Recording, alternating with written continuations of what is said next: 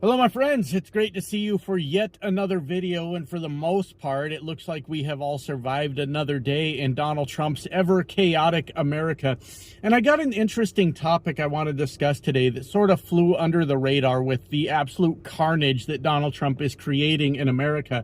And to get right to the point on that, so you know what we're going to talk about, the point is Taco Trump has folded yet again, and this time it's on immigration. So we know that Donald Trump has demonized everyone in this country that is not a straight white Christian male, right? We're all aware that that is exactly what is going on here.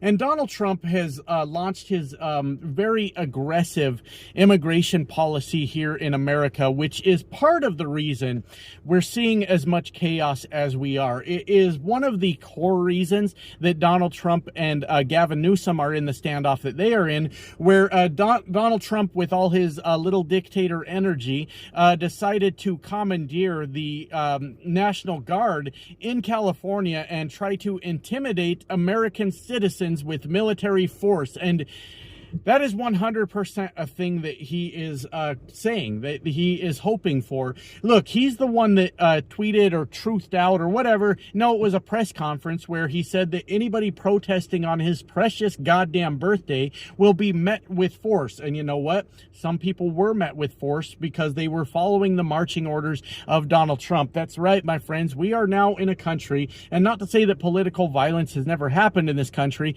but now MAGA lunatics are out there gunning down elected officials in America. That's where the fuck we're at. And I heard a little bit from the MAGA crowd yesterday that we can't blame them. That's just a lone wolf, all that. That's just one guy doing things. It's enough of the bullshit, my friends. You're not my friends, MAGA. You're not my friends. Let me just clear that up real quick. But it's enough of the bullshit. This comes from the top down, from Donald Trump, who is waging war against blue states and blue cities over there on Truth Social. And look, I'm from the country, my friends. I could pick up on the little dog whistles that Donald Trump is putting down out there. I know exactly what he's saying when all of his little sly rhetoric comes up in his speeches and in his tweets and all that nonsense. And Donald Trump 100% is calling for violence in a way that he has plausible deniability when somebody else goes off half-cocked and fucking does something. Luckily, that lunatic was caught, but that's just kind of the world we live in, my friends, I guess. It's fucking absolute carnage. It's scary, isn't it? It's something else, my friends. Anyways, to try to get back to the point, Donald Trump has had this extremely aggressive policy towards immigration, at least this time since he's been in office, where he has given ICE agents a quota that they must meet, probably for fear of losing their jobs. They are going to try to meet that quota. And obviously, that's not the right way to do any kind of law enforcement, in my opinion. I have no law enforcement background, but it seems to me that when you start putting quotas on people involved in law enforcement, and they're living just your average everyday working class American sort of life where they rely on that paycheck and the threat of that paycheck being removed, they will be put in a position, unfortunately, where they have to do what it takes to survive. And now they're trying to meet up to these quotas, and it's how we end up with cases like Abrego Garcia, where he was sent off to an El Salvador concentration camp, the Trump administration admitting that they had no right to deport him, refusing to bring him back, and I believe at some point, I haven't been able to follow that case closely lately, I believe he made it back to America, correct me if I'm wrong, but they are trying to charge him with a bunch of trumped up charges so that they don't have to admit that they were wrong. They are 100% going to frame this man with anything they can, just so Donald Trump doesn't have to swallow his pride and say that he's wrong. Real people's lives are at stake for Donald Trump's pride. Can you fucking believe it? Anyways, this very aggressive stance has led to many protests, standoffs between governors and the president, and many people being arrested that should not have been arrested and deported. Abrego Garcia is just sort of the face of that. He's just one person of many that are in the same exact position. So, We got some interesting news on that, though, my friends. Donald Trump appears to have learned something from all this, which I highly fucking doubt. I don't know if you know this about Donald Trump, so I hope you guys are all sitting down, not operating heavy equipment or chainsaws or anything right now. What you need to know about Donald Trump is he is a dumb son of a bitch. I don't know if everybody was picking up on that, but it's sort of the vibe I get from him, is he's kind of a dumb son of a bitch. So Donald Trump posted a truth. Can you?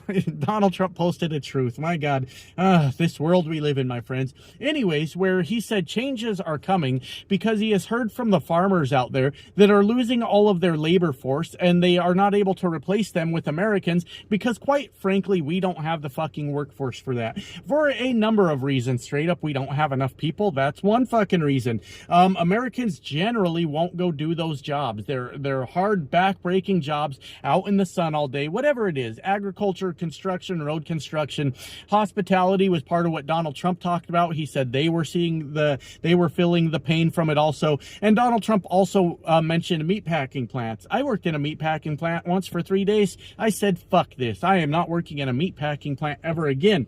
But the point is, you know, you could make the case, I guess, for that immigrant labor is bad because of the reason of it's exploiting people, right? We're paying them a low wage, working them long hours, all these things. They're not entitled to the benefits. You know, the hillbillies insist the Mexicans are coming to America and stealing all the benefits, right? They're taking up all the benefits, the welfare, the Medicaid, the Medicare, the food stamps, all these things. But in reality, we all know, and I'm beating a fucking dead horse here to a bunch of people that probably won't fucking listen to it. It's white rural America that leans on these programs fucking heavily, right? And I'm not bitching that you guys are using them, but here you are bitching about the people that are not using them, and it's absolutely fucking insane. But I got a little bit off topic. You could make the case that it's exploitation of people, and that's why using immigrant labor may be a bad thing. But the fact of the matter is that's how America works, and you know, we got to be honest with these things.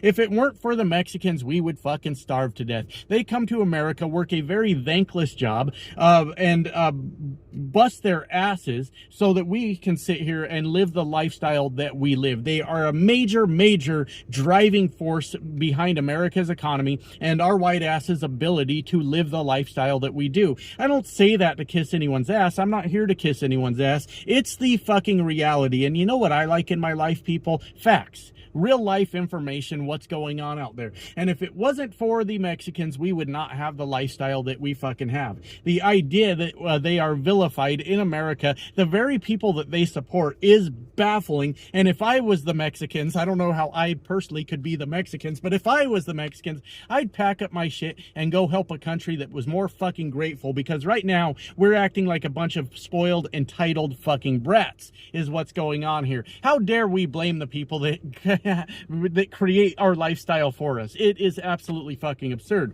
But Donald Trump has realized something, and what he's realized is that his immigration policies are harming the farmers.